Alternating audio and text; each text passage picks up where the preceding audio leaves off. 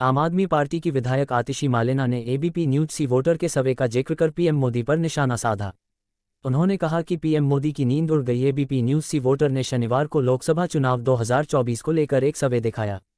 इस सर्वे में एक सवाल पूछा गया था कि क्या 2024 में अरविंद केजरीवाल को मोदी के लिए चुनौती मानते हैं। इस सवाल पर 63% लोगों ने हाँ कहा और 37% लोगों ने नहीं कहा।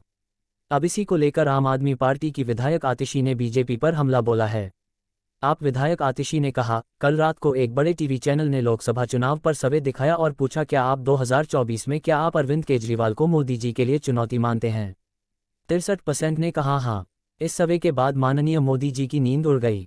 आतिशी यहीं नहीं रुकी, उन्होंने आगे कहा कि अरविंद केजरीवाल के स्कूल, बिजली, पानी की देश चर्चा कर रहा है, तो ये सोचकर पीएम मोदी परेशान हो गए हैं।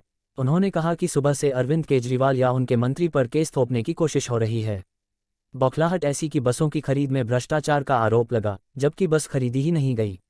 उन्होंने कहा कि अगर कोई बस खरीदी ही नहीं गई तो उसमें भ्रष्टाचार कैसे हुआ।